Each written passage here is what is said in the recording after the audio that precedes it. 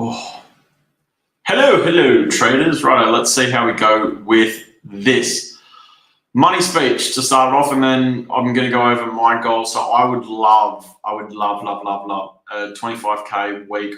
Reason being is I've got myself not because I really care about the 25k. It would be cool, obviously, to have 25k weeks all the time, but more importantly, it's what I'm planning on using that money for. And I think that's a really important thing that anyone can use and benefit from. And what I've actually done, because most people say, oh, I want $1 million, I want 100 grand, I want whatever. And then you don't know what you're going to do with it or why you actually want it. And that's why most people, I like the saying, money's very easy to make, it's very hard to keep. Rich people understand how to keep it, poor people understand how to lose it. Poor and middle class understand how to lose it.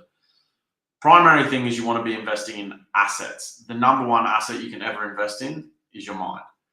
But what I've done with my goals is I've got a little list. This is literally how basic I am. I don't like using computers and spreadsheets too much. I love writing shit down. It just works better for me. So what I have done is I've written down all these different income sort of goals for a week or a month, and then prizes for myself, for things that I want to get. One of the really good things with this is it practices delayed gratification, which is insanely important if you ever want to be successful. Just something for you to think about. If you've got income targets, goals, write them down and then reward yourself when you get them. Reinforces it positively for you mentally. Let's have a look at the charts and go over a bit of a plan for this week. Some of the things I like to start with are the VIX and the dollar, as well as the bonds. Bonds are very important because they can vary a lot how certain sectors of the market will go. Now, the VIX is a volatility marker. Oh, sorry, let me just make this bigger for you guys. VIX is a volatility marker. When this is sort of in the 12s, especially when it's in the 11s, stock market's usually moving pretty strongly to the up end. Now, this has started to sort of come into the 14s. Back here, we were cracking 15. It's when a few things just are starting to get a little bit more edgy, a little bit more risk in the market. So this, I think, is just something to be aware of and track as a bit of a gauge. Okay, cool. If it's really shooting higher, then you know shit's starting to hit the fan. Things are breaking. If it's sort of holding around this level, it's probably not too bad. Let me just zoom out to a bigger one so you guys get an idea. We'll go to the daily because you'll see these massive spikes, right? So here, October 23, what happened there? I don't know, something happened there. Where's May? May, this is the banks, I reckon. Silicon Valley Bank, most likely. Right, so this is Silicon Valley Bank, and you can see where the VIX shot up to there, up to 30. Right, it's down like 14, 15 now, so it's pretty chilled. Very rarely does it get under 12. If it gets under 12, there's absolutely 0 point playing any shorts. Everything's just going up. So just a good indicator, one to be aware of. The dollar, if the dollar's looking at cranking higher, then you can probably be a little more conservative on the market. So if you just look at your patterns here and you're like, oh, okay, cool, it's coming to a little bit of a resistance level here.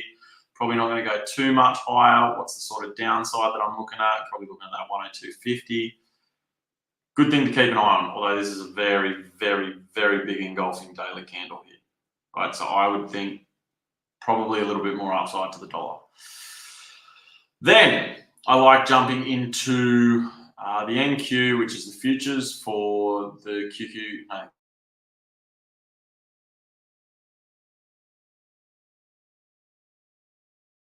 Chart, because that's my levels, 30 or 15-minute chart for setting the levels for like the week and that. So the Qs, if we shoot back a little bit, sorry, I'll just do this so you've got an understanding. 4-hour time frame, you've got a couple of months in there. You can see the trend is just boom, it's clearly up. It likes coming down, it's touching this 20 SMA and then it's bouncing a little bit under, hold, boom, bounce, touch. I would think we're at all-time highs, like it's probably just going to keep ripping. It hasn't hit this 1800 level. I think that's pretty realistic in the not too distant future. nothing there really looks bearish to me. It's very, very strong upside. Similar thing with this. It's just hitting that 20 SMA and bouncing off, hitting, bouncing. That's the QQQ on the cash. Let's have a look at the SPY. Sorry, the ES on the SPY, which is the S&P futures. Again, you can just see this. It's just fucking rip roaring to the upside. We're all-time highs on that. The 5,000 mark, we were agonizingly close. I would expect this to get hit on Monday, certainly that 5,000. So my thoughts is there's definitely more upside. I think the chances are this week is more of an upside than a downside. But one of the things that keeps me a little bit measured on this is the IWM, which is the Russell. This is probably a better indicator if you're looking at this as the health of the overall market, because this has got 2,000 like smaller cap stocks, so it's more of a real representation. A lot of the SPY and the Qs are the Mag 7, which can be very deceptive.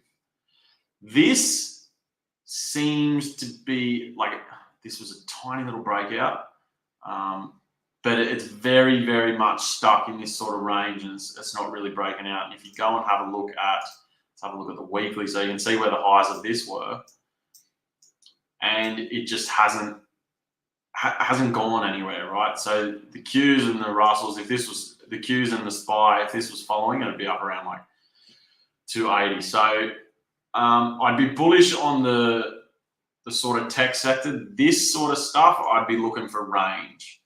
And I'll show you one of the stocks that I use the IWM as an indicator for. Tech, SMCI, boom, off to the races. This is just fucking insanity. But it doesn't matter whether it makes sense or not. This is just what the markets are doing.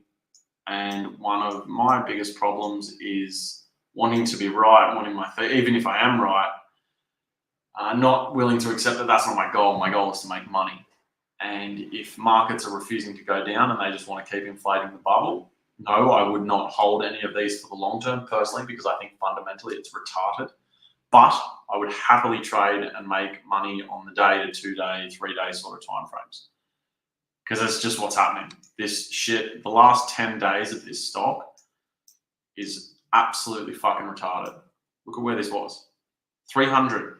It hit over 600.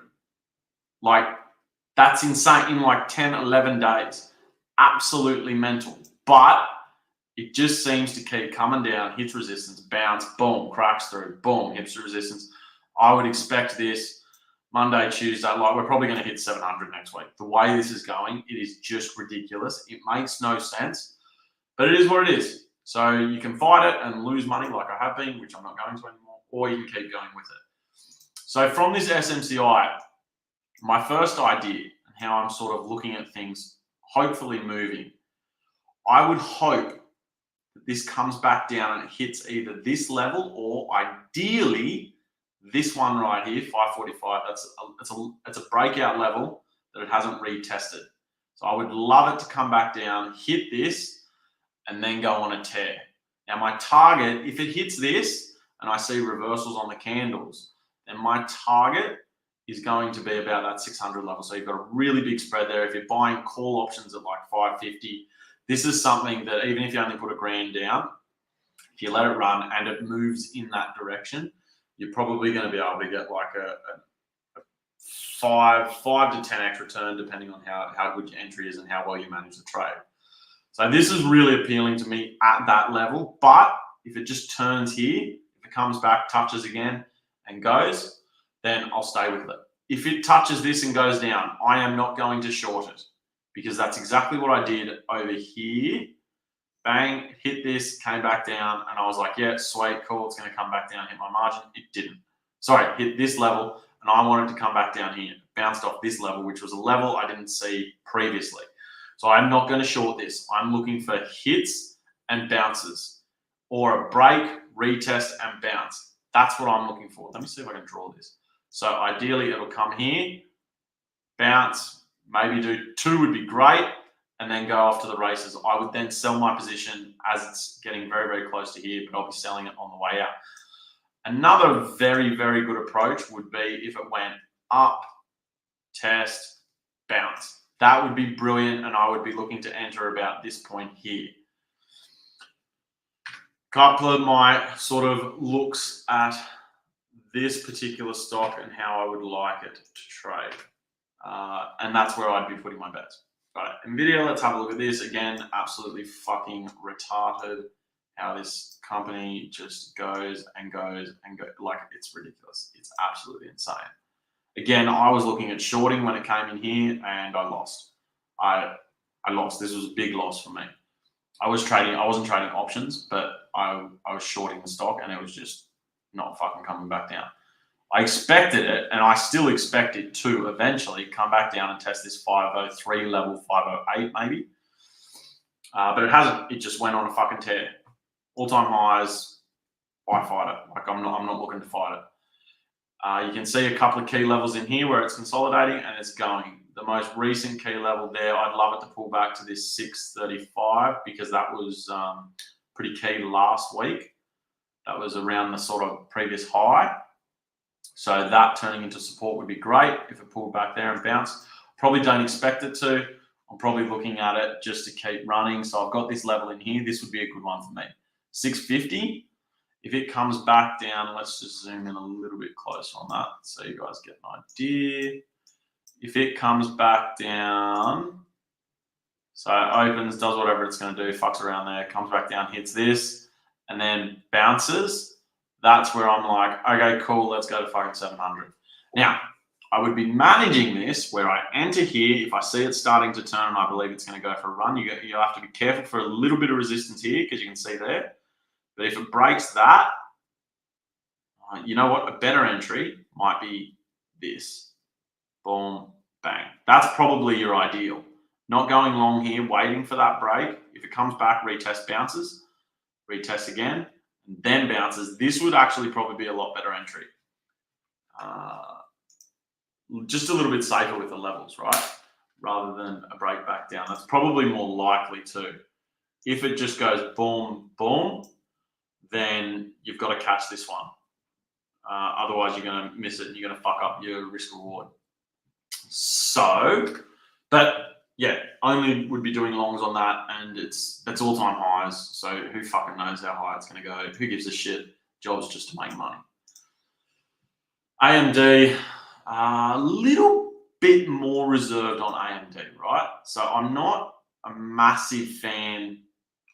The other ones have just seemed to rocket to the moon, and AMD is sort of floating around these key levels.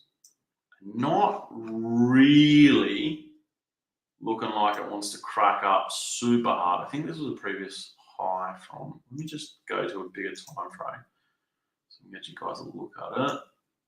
No, that's correct. Right, so I was fine. Let's go back to the 30-minute. Have a look at some of these levels. So yeah, it's just been a little bit more choppy around here while the other ones have popped.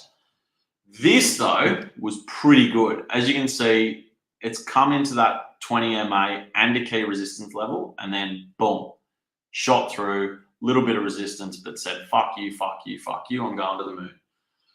Now, it's not obviously gone to the moon yet, but for me to really want this, what I would probably want to see, it's not quite clear enough in there for me. I probably need to see it over this. That's probably the point I'd want to see it over. I'm not really too keen to have a crack at this until it breaks that level. So what I would like to see is this come up over there, retest, buy my calls there, boom, and then I'm dollar cost averaging out on my sales as it continues up to protect myself. Because what can happen, guys, this isn't 100%. It's definitely not 100%. But getting this break, retest, and entering here puts the probabilities a lot stronger in your favor.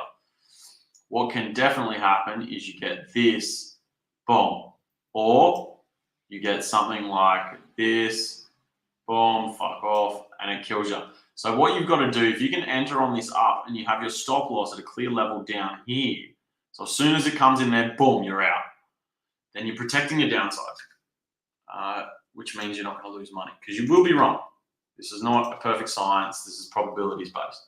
If you can find a strategy that works 60, 70% of the time and you're consistent, and when you lose, you're not losing your full bet, you're only losing a very small portion. Say you're only losing 20, 30% of your bet. But when you win, you can consistently 2x, 3x, 4x your returns. You're just going to make so much money. It's just pure probabilities. You are the casino in that case. That is what you want. So yeah, not super sold on AMD. Let's have a look at, let's find something that I really like. Snow, if it got above that level, maybe. Oh, that was Apple. You know what? Apple maybe on a short, just because, see, it's holding this 20 SMA. I would be pretty tempted to short Apple with two conditions. If it comes here and rejects and heads back down, I'd probably short with a target for 180. That would be my target. The first pain in the ass point is probably going to be around here. As you can see, you've got this point back here, comes in there. So that's sort of going to be your first level. The 184 for most of your profits. If you get a bounce there, then just get out of it. Well, I would be getting out of it. The only way I'd go into that short is if the Qs were having a weak day or struggling at resistance and heading down. So if the Qs, for example, came in, they come under here, boom, and go down.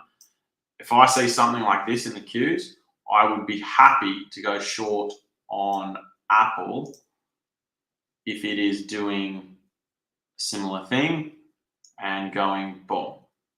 I would be happy to short that. If the Qs, so this is the tech sector ETF, right? If the Qs are going up, if they are moving up like this, boom, I will not short anything in the tech sector. Nothing, zero, zip, nada. The market is going up.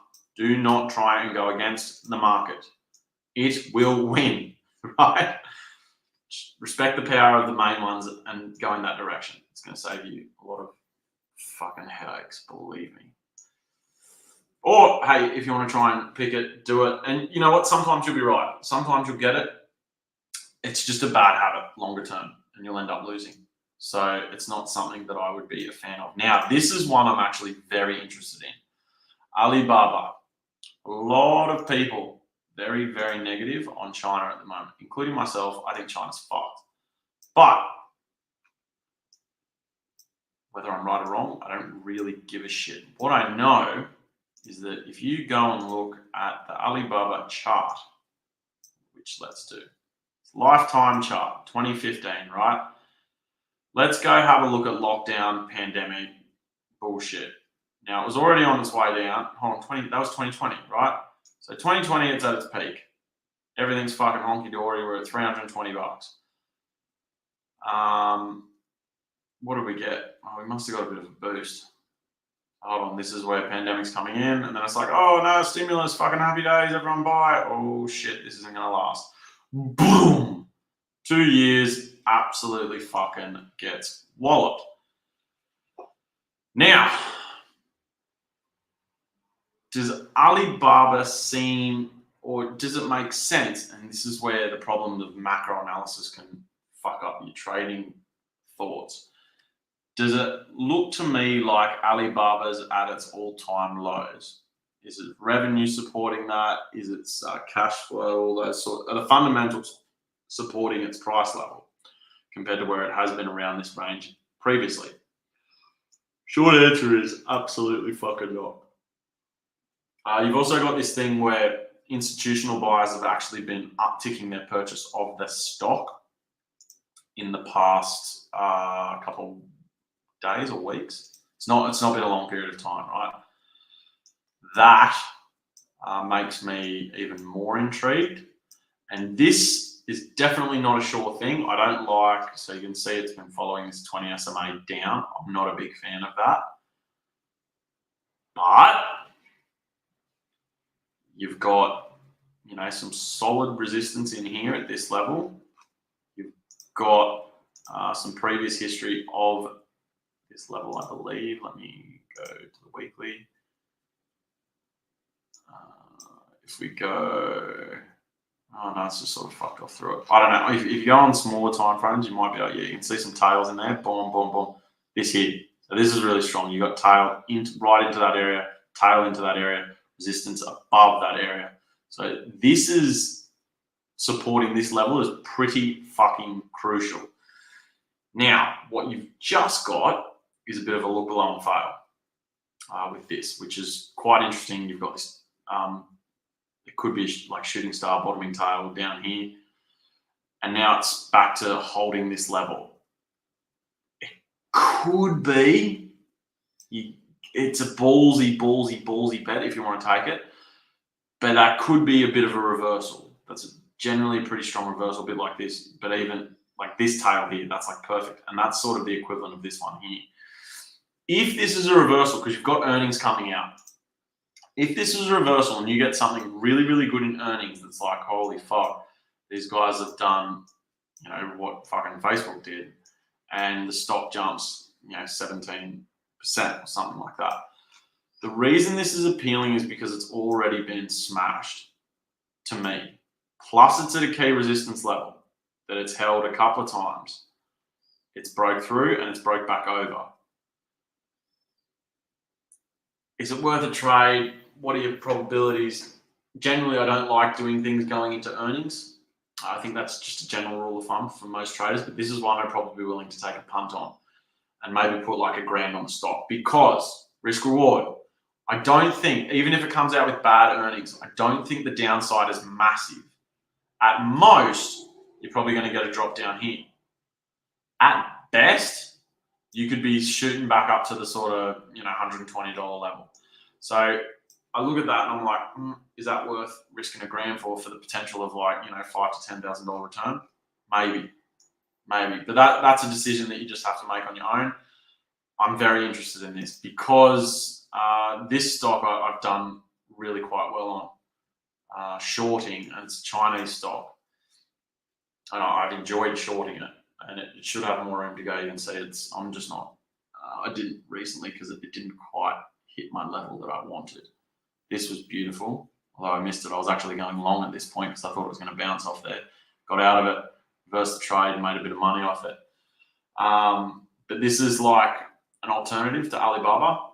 I think from what I've read, it's better and probably eventually will surpass. But Alibaba is still Amazon, and this is probably like at eBay at the moment. So yeah, there's just some trade ideas that I'm interested in, something to think about, have a look, play around with some levels, look at what you think. Coin is really, really heavy in this range. I got out of, this horrible swing trade I entered on this last week where I was down about $8,000 at worst, and I got out this extension here, like almost right at the bottom. It was breathtakingly good for a $2,000 profit on a horrible position that I took back here, I think, and it just boom went up. But thank fuck it rejected off this. I held it. I didn't sell it. I'm down like $8,000. Fuck. And down here, I was like, oh, do I get out? It's after hours, so I couldn't get out, but I was fucking positive. And shot back up. Coin's a pain in the ass. I again would not be longing this. Actually, I would. I would long this off that level, dependent on Bitcoin's price.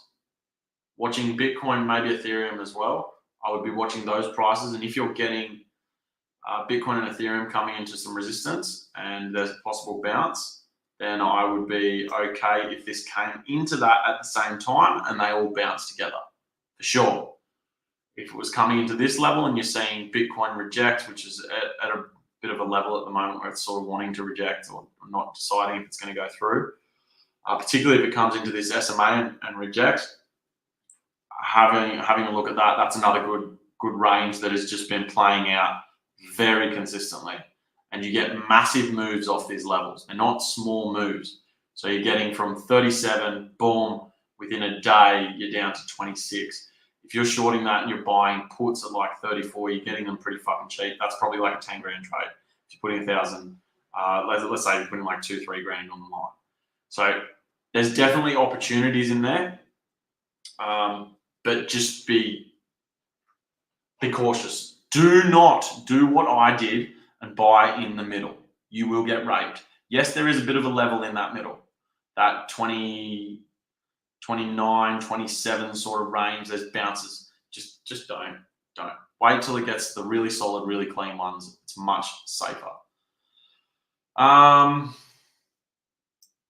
got some long shorts on JP Morgan and KRE because I think the banks are going to have some big troubles. So they're about 3 months out. I'm hoping they go into the money. Down here, I'll be about 600 up on that trade. It cost me like $1,000 or something. So if I can get a drop down here, something this week, that'd be really nice. I'll take 20% off, rebuy in if the level is better. If not, I've just lowered my risk. So yeah, they're my trade ideas. Some of them for the week. You got some ideas there to work with. What are your ideas? Drop them in the comments. What do you like about my trade ideas? What don't you like? What am I missing? Give me a feedback.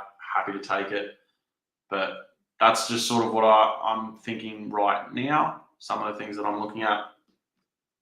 There's a lot of sort of options, but I think if you can nail out those key levels, and then it is just watching.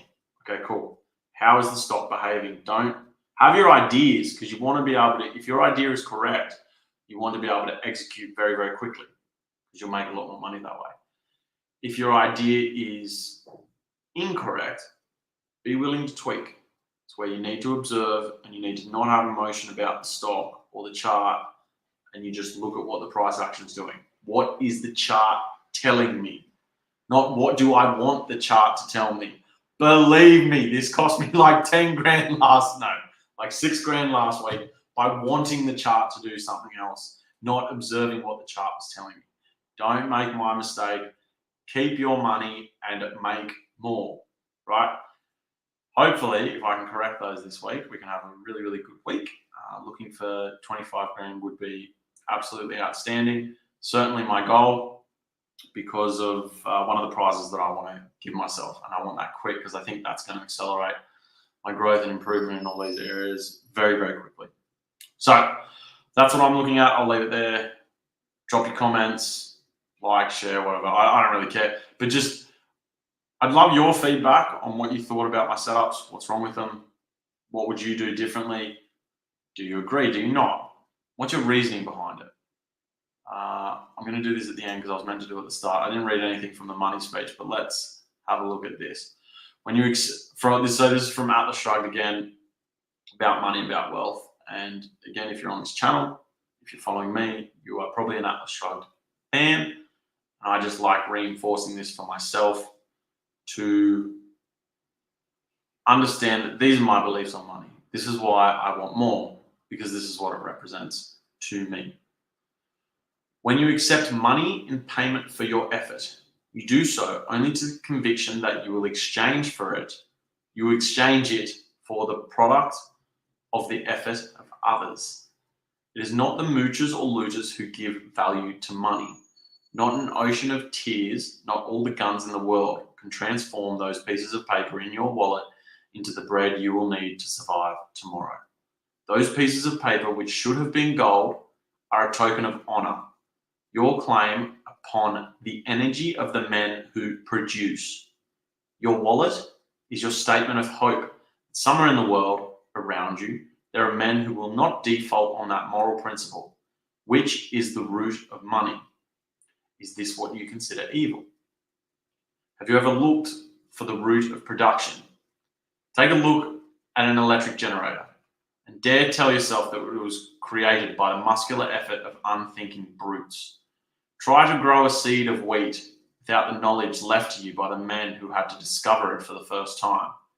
Try to obtain your food by means of nothing but physical motions, and you'll learn that the man's mind is the root of all the goods produced and of all the wealth that has ever existed on earth. Use your mind. Think through the charts. Look at what they're telling you